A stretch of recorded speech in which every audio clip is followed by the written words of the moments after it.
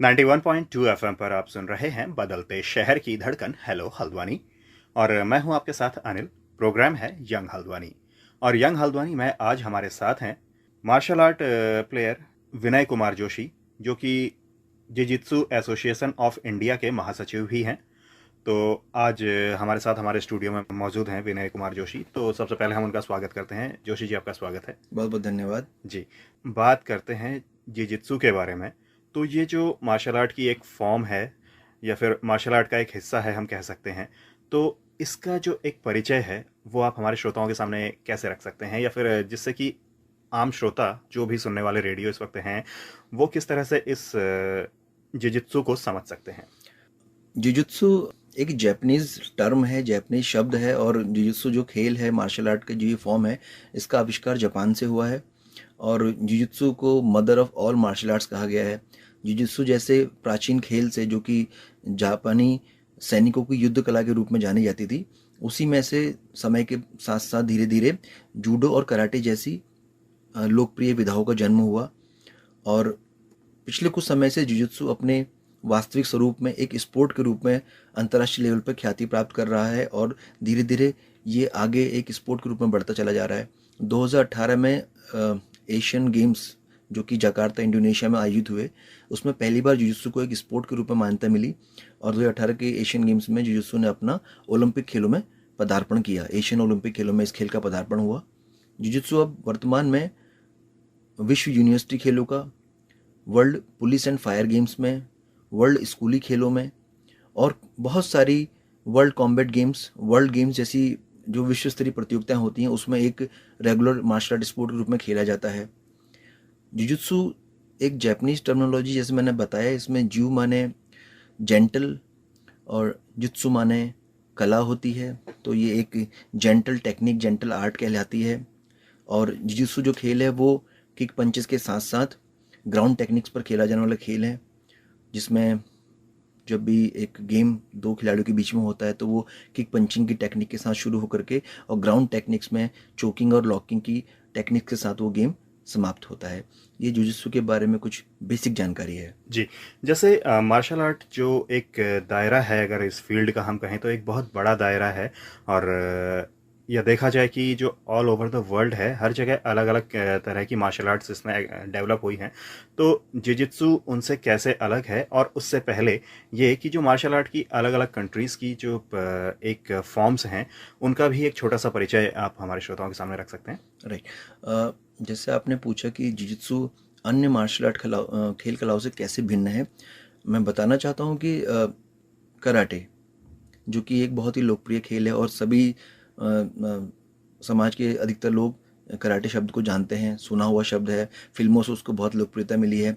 Judo एक खेल है मार्शल आर्ट्स का, जिसको बहुत लोकप्रियता मिली हुई है। ताइक्वांडो एक खेल है जिसको बहुत लोग जानते हैं। साथ ही साथ में वूशो, जिसको कुंफू भी कहा जाता है, ये भी एक खेल है। इन खेलों के बारे में ये है कि इसमें से कुछ आर्ट, जैसे ताइक्वांडो कोरियन आर्ट है, कोरिया से उसका जन्म हुआ है। वूशु को चाइना में जाना जाता है। और जूडो, कराटे और जुजुत्सु ये जापानीज मार्शल आर्ट हैं। कराटे के अंदर ह्यूमन बॉडी के 50-50% लाइक किक्स और पंच की दोनों की बराबर टेक्निक्स का इस्तेमाल होता है। मतलब एक खिलाड़ी अगर जितना फोकस पंचिंग ट्रेनिंग पर करेगा, उतना ही हैंड ट्रेनिंग पर करेगा, उतना ही लेग्स ट्रेनिंग पर करता है। जूडो वो एक तरीके से टोटली थ्रोइंग टेक्निक्स है, तो उसमें सिर्फ हमको अपने अपोनेंट को थ्रो करके मैच को जीतना होता है। कराटे में किक पंच के माध्यम से स्कोर लेने का प्रावधान है। ताइक्वांडो में 90% किक्स का इस्तेमाल होता है, उसमें हैंड टेक्निक्स लगभग 10 से लेकर 5% के बराबर ही सिखाई जाती हैं। लेकिन जुजुत्सु को जब हम कंपेयर करते हैं, तो जैसे मैंने पहले बताया था कि जुजुत्सु जापानी सैनिकों की एक युद्ध कला के रूप में थी। जब हथियारों का इस्तेमाल खत्म हो जाता था तो आपस में जो सैनिक लड़ते थे तो वो जुजुत्सु इस्तेमाल करते थे। जुजुत्सु में किक पंच के साथ साथ मैंने बताया कि ग्राउंड टेक्निक्स का इस्तेमाल है। मतलब कि अल्टीमेटली जब आप अपने अपोनेंट को किक या पंच मार के जब आप उसको इस लेवल पर ले आते हैं कि अब वो ज़मीन पर गिर रहा है, तो ज़मीन पर गिरने के बाद आप उसको छोड़ेंगे नहीं। आप ज़मीन पर गिरने के बाद उसको या तो सबमिशन करेंगे, उसको लॉक करेंगे, चोक करेंगे, और इस हद तक चोकिंग करेंगे कि वो या तो बेहोश हो जाए या उसके प्राण निकल जाए। तो ये सैनिक इस प्रकार से यूज करते हैं, या फिर वो सबमिशन करके अपने आप को बोल दे कि नहीं अब मैं नहीं लड़ सकता, मैच खत्म मेरी तरफ से। सो इसलिए जुजुत्सु को कंप्लीट मार्शल आर्ट माना गया है कि ये खड़े होकर के शुरू होती है और ज़मीन पर गिरने के बाद ख़त्म होती है। जी, तो एक तरीके से कहा जा सकता है कि जब तक स्टैंडिंग है तब तक का बेसिकली कराटे ज़्यादा यूज़ हो रहे हैं, एग्जैक्टली। एंड देन जहाँ पर वो ग्राउंड लेवल पर है तो उसके बाद उसके साथ जूडो जुजित्सु, का ज़्यादा जूडो का, यूज़ हाँ, थ्रो एक लगाते तरीके ही से वो है। जूडो में कन्वर्ट हो जाता है, लेकिन जी, जहाँ पर थ्रो खत्म होती है वहां से जुजित्सु की टेक्निक्स का शुरुआत हो जाती है, क्योंकि थ्रो लगाने के बाद भी ऐसा नहीं है कि आपका ओपोनेंट गिरते ही बिल्कुल बेहोश हो जाए या मर जाता है, ऐसा नहीं होता है। उसको उसके बाद आपको लास्ट मोमेंट तक तो खत्म करने के लिए आपको उसके ऊपर कुछ ना कुछ फोर्स इंप्लीमेंट करना पड़ेगा, तो that is end ends with jujitsu. जी। जैसे आपका जो मार्शल आर्ट से जुड़ाव रहा है वो 1989 से रहा है, जी। तो किस तरीके से आपकी मार्शल आर्ट के फील्ड में शुरुआत हुई और कैसे यह सफ़र आगे बढ़ा? और उससे पहले जैसे मार्शल आर्ट से जुड़ाव से पहले आपकी लाइफ कैसी थी? बड़ा इंटरेस्टिंग सा क्वेश्चन है। वो हमारा बहुत छोटे वक्त की बात है। शायद मैं सेवन्थ स्टैंडर्ड में था, और मेरठ की ये बात है। मेरठ रहा करते थे, मेरे पिताजी पुलिस बैकग्राउंड से हैं। चलिए, जब ये बात आ ही गई है तो एक बार शुरुआत आपके जन्म से ही कर लेते हैं जी जी कि आपका जन्म कहाँ हुआ, फिर जी। आपकी लाइफ कैसे आगे बढ़ती है और किस तरह से मार्शल आर्ट आपकी लाइफ से जुड़ती है। वर्तमान बागेश्वर हमारा उत्तराखंड का बड़ा फेमस ज़िला है। बागेश्वर से आगे कपकोट एक जगह है, कपकोट से ही लगा हुआ हमारा एक गांव है उतरौड़ा, वहाँ मेरा जन्म हुआ। और चूँकि मेरे फादर पुलिस में थे, और उस समय अविभाजित उत्तर प्रदेश में उनकी पोस्टिंग मेरठ में थी, तो मेरठ में हम लोग पले बड़े। एजुकेशन, बेसिक एजुकेशन वहीं हुई, ग्रेजुएशन भी वहीं पर हुई। और अपने मोहल्ले में रोज़ शाम को जो भी बेसिक खेल कूद होते हैं वो हम करते थे। क्रिकेट खेलना, ज़्यादातर फुटबॉल खेलना, ये कभी कभी आइस पाइस, इस प्रकार के खेल खेलते थे। तो मेरे बड़े भाई जो कि उनको उनको शौक़ था कि ये दिन भर या शाम को यहाँ पर ये खेलते हैं, सच है कुछ सीखे। तो उन्होंने कभी मेरठ में देखा कि कहीं पर कुछ कराटे क्लासेस कंडक्ट हो रही हैं, तो उन्होंने मेरे को इंस्पायर किया और लेकर के मुझे वहाँ गए एक दिन बहाने से शाम के समय, कि चलो मैं तुम्हें कुछ दिखा के लाता हूँ। मैं वहाँ जगह पहुँचा जहाँ पर, जिसको जैपनीज़ भाषा में डोजो कहा जाता है, ट्रेनिंग सेंटर को। तो डोजो देखा और मुझे अच्छा लगा देख करके, तो मैंने इच्छा प्रकट करी कि हाँ मैं भी सीखूँगा। अब शुरू में तो उन लोगों को देख करके मुझे क्रेज़ हुआ कि मैं सीखूँगा, लेकिन जब मैंने ज्वाइन किया, और ज्वाइन करने के बाद जब वहाँ पर वर्कआउट कराना शुरू किया, तो मैंने 10-15 दिन के बाद घबरा करके कि नहीं, मैं अब नहीं करूँगा, क्योंकि बहुत काम कराते हैं, बहुत एक्सरसाइज करनी पड़ती है, स्ट्रेचिंग करनी पड़ती है, लेग से स्ट्रेचिंग करनी पड़ती है, हैंड स्ट्रेचिंग करनी पड़ती है, किट बैग पे पंचेस करने पड़ते हैं। तो लेकिन मेरे भाई के द्वारा मुझे बार बार इंस्पायर किया गया, और फिर उसके बाद एक ऐसा दौर आया, ऐसा लगाव हुआ कि 1989 से शुरू हुआ, ये गर्मियों से शुरू हुआ ये दौर, अब तक लगातार जारी है। एक खिलाड़ी के रूप में, फिर कोच के रूप में, देश के लिए एक टीम के कोच के रूप में, आते आते आज मैं जुजित्सु जैसे मार्शल आर्ट से जुड़ा, और जुजित्सु में मुझे भारत देश का पूरी एसोसिएशन का महासचिव बनने का मौका मिला। जी, तो जैसे आपका मार्शल आर्ट के साथ जो सफ़र रहा है, इस सफ़र में जो एक ख़ास पड़ाव होते हैं या जो हम कहें कि यादगार लम्हे होते हैं, जी। वो कैसे रहे, या फिर कहीं कोई कंपटीशन वगैरह जो होते हैं, उनमें आपका पार्टिसिपेशन कैसा रहा और कहाँ-कहाँ रहा? मैंने एक खिलाड़ी के रूप में बहुत पहले से ही पार्टिसिपेट करना शुरू कर दिया था। लगभग ये शायद 1992 की बात है, तब मैंने पहली बार अपने शहर से बाहर जाकर, किसी दूसरे स्टेट में जा कर के इवेंट खेला। तो पहली बार सेमीफाइनल जीत करके और फाइनल में हारना, मतलब सिल्वर मेडल प्राप्त करना, वो मेरे लिए यादगार था। लेकिन उसके बाद फिर ये एक रूटीन का हिस्सा बन गया, जीतना हारना। लेकिन पहली जीत या पहली हार हमेशा याद रहती है, तो वो एक जीवन का यादगार था। लेकिन उसके बाद मेरी सबसे ज़्यादा जो यादगार जो क्षण है वो रहे, जब मैं भारत देश के लिए इंडियन ओलंपिक एसोसिएशन की ओर से, जब मेरे को भारत देश का कोच बन के एक ब्लेज़र पहनने का मौका मिला। और ठीक उससे पहले 2016 में एशियन बीच गेम्स में मुझे एक एथलीट के रूप में टीम इंडिया की तरफ से पार्टिसिपेशन करने का मौका मिला, एथलीट के रूप में। और भारत देश का ब्लेज़र पहन करके जब मैंने ओपनिंग सेरेमनी में, जो परेड होती है, उस परेड में जब भारत देश का झंडा पकड़ा और उसको अपनी टीम को प्रतिनिधित्व करते हुए लेकर के जाना, वो जीवन के यादगार लम्हों में से एक है। क्योंकि एक फिल्म का मुझे एक डायलॉग याद आ गया, भाग मिल्खा भाग में। उसमें जब मिल्खा सिंह बने हुए फरहान अख्तर से उनके कोच साहब जब उनकी नाप लेने के लिए दर्जी आते हैं उनके ब्लेज़र की, तो वो बहुत शर्माते हैं उस टाइम पर। तो उनके कोच कहते हैं कि ये जो देश का ब्लेज़र पहनने का मौका है, ये बहुत कम लोगों को मिलता है। और वास्तव में मैंने उस चीज़ को अपने आप में जिया, और मैं सौभाग्यशाली हूँ कि हिंदुस्तान के शायद लाखों की संख्या में मार्शल आर्टिस्ट होंगे, और उन चुनिंदा मार्शल आर्टिस्ट में से शायद 150 या 200 या 300 मार्शल आर्टिस्ट में से एक मैं भी हूँ कि मुझे भारत देश का वो ब्लेज़र पहनने का और उस परेड में, फ्लैग परेड में मेरे को जाने का मौका मिला। सो आई एम सो लकी। जी, तो आप जिस तरीके से अपने अनुभव बता रहे हैं, तो इस मुकाम को हासिल करने के लिए आपकी मेहनत कितनी रही है? और जैसे अभी आपने भी बताया कि शुरुआती दौर में लगता था कि आई क्विट करके, लेकिन जी, फिर बाद में आपने कहा कि जिस तरीके से बड़े भाई जी। आपको आपकी हिम्मत दिया करते थे, तो किस तरीके की वो मेहनत रहती थी? किस तरीके का वर्कआउट रहता था? और क्या कुछ फ़ील उन वर्कआउट के दौर में रहता था? वर्कआउट बहुत ही ज़्यादा हेक्टिक था और मेरे टीचर ट्रेनिंग के मामले में बहुत सख्त थे और ये चीज़ एक कॉमन है कि हम लोग जो बातें सुनते हैं कि पुराने समय के जो लोग थे, पुराने समय से मतलब कि आज से 20-30 साल पहले की अगर हम बात करें तो 20-30 साल पहले हर चीज़ें बहुत ज़्यादा मतलब अनुशासन के रूप में होती थी। अभी काफ़ी चीज़ों को फॉर ग्रांटेड भी लिया जाता है, लेकिन उस समय जो कोचेस थे या टीचर्स थे वो अपनी ट्रेनिंग से, ट्रेनिंग शेड्यूल से, ट्रेनिंग टेक्निक्स में किसी प्रकार का कोई लीनियंसी नहीं चाहते थे। उनको चाहिए था कि नहीं, अगर अगर कोई ब्लैक बेल्ट जनरेट हो रहा है, एक ब्लैक बेल्ट बन रहा है तो वो लगना चाहिए ब्लैक बेल्ट जैसे, उसके अंदर फीलिंग आनी चाहिए, वो किसी से बात करे, किसी के सामने खड़ा हो, प्रेजेंटेशन से या उसके हाव भाव से ब्लैक बेल्ट फीलिंग आनी चाहिए।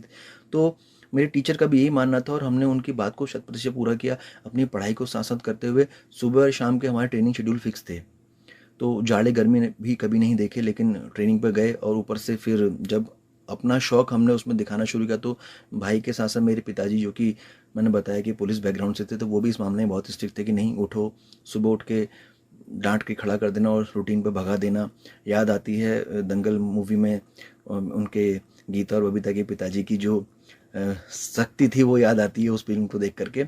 और उसके बाद हमने अपने लाइफ में, जैसे मैंने बताया कि कराटे स्पोर्ट के साथ मैंने शुरू किया था, लेकिन एक वक्त ऐसा आया कि मुझे एक जिजित्सु जैसे गेम से वाकिफ़ होने का मौका मिला और मैंने अपने आप को बहुत ज़्यादा तरीके से स्विच ओवर किया।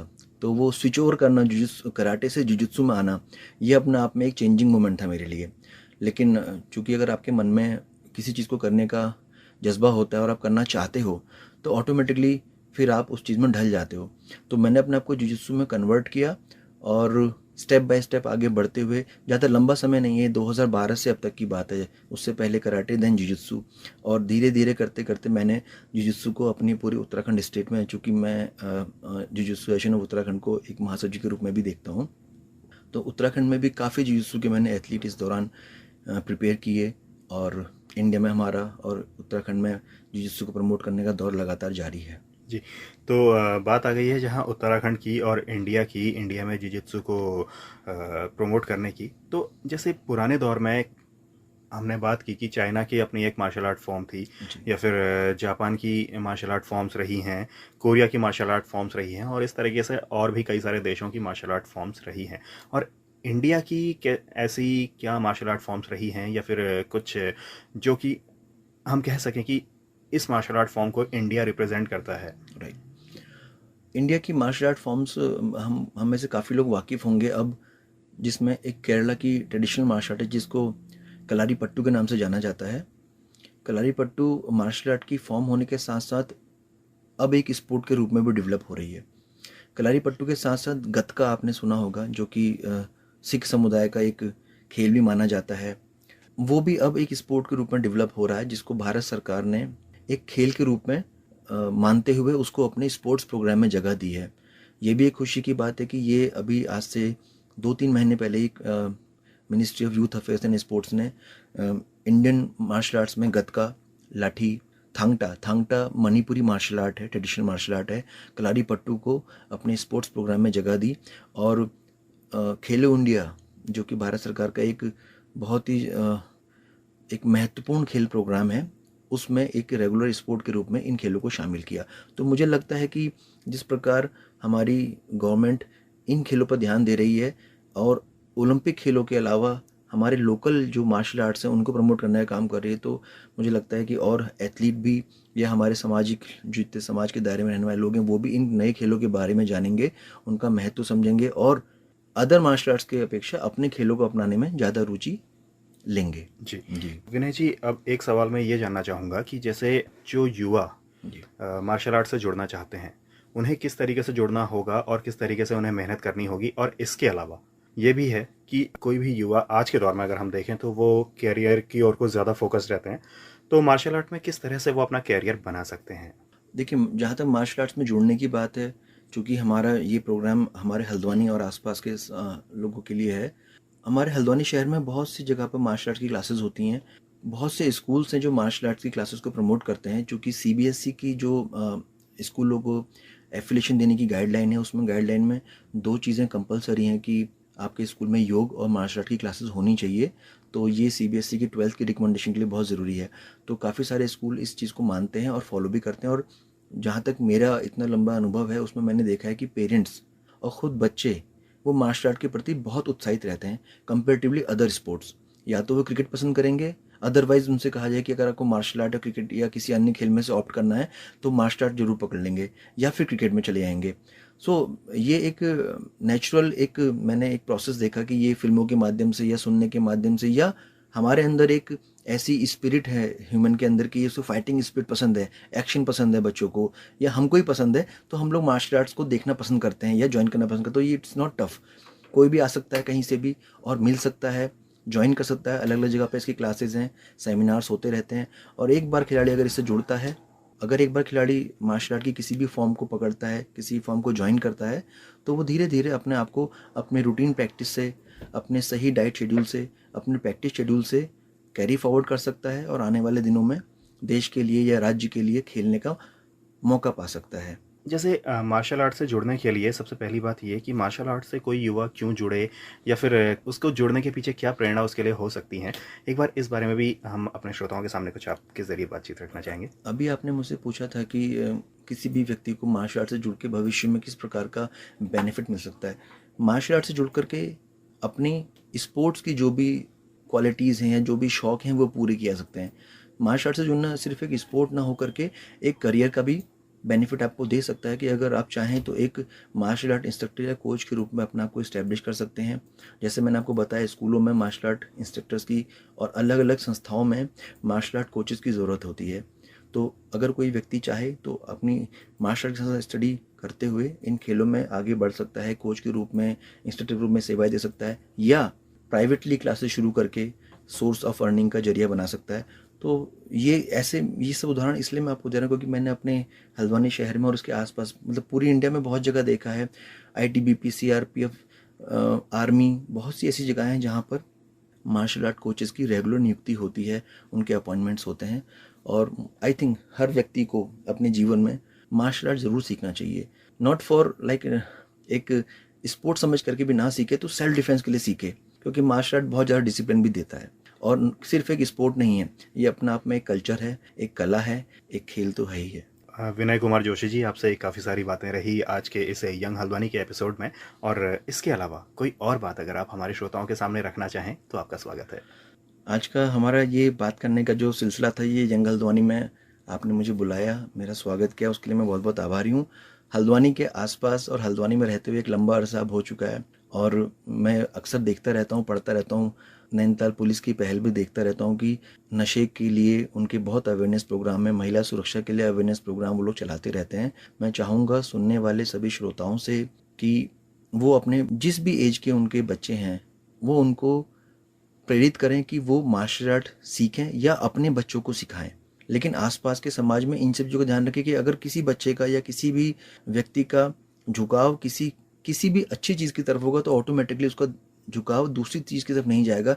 अच्छी चीज़ से मतलब मेरा कहने का ये है कि जो हम नशे की बात कर रहे हैं, अगर बच्चा अपना शाम का समय या सुबह का समय किसी एक्टिविटी में लगाएगा, कुछ सीखने में लगाएगा, तो उसको पता है कि मेरे पास अगले दिन करने के लिए क्या टास्क है। लेकिन अगर उसके पास खाली समय है घूमने का, स्कूटी या बाइक लेकर सड़कों पर दौड़ाने का समय है, तो उसका दिमाग किसी दूसरी जगह लग ही नहीं पाएगा। So better learn something instead of wasting time on roads. Driving Scooty और तेज़ी से गाड़ी चलाने से अच्छा है, हेलमेट की टेंशन से बचने से अच्छा है कि आप पुलिस से बचें, सब चीज़ से बचें, अपनी सेहत को बनाएं। सेहत बनेगी तो सब चीज़ें आपके साथ लगी रहेंगी जीवन भर। यही मेरा एक संदेश है और यही मेरी कामना है कि सब लोग स्वस्थ रहें, हेल्दी रहें, देश के लिए खेलें, राज्य का नाम बढ़ाएं। Thank you so much. श्रोताओं, ये थे Vinay Kumar Joshi, jujitsu association of India के महासचिव, और काफ़ी सारी बातें आज हमने यंग हल्द्वानी के इस एपिसोड में इनसे की, तो इनका हम अपनी तरफ से और आप सभी श्रोताओं की तरफ से धन्यवाद करते हैं। तो दोस्तों इसी धन्यवाद के साथ अब मुझे यानी कि अनिल को भी दीजिए आज के यंग हल्द्वानी के एपिसोड से इजाज़त। फिर आपसे मुलाकात होगी, तब तक के लिए नमस्कार, खुदा हाफिज़।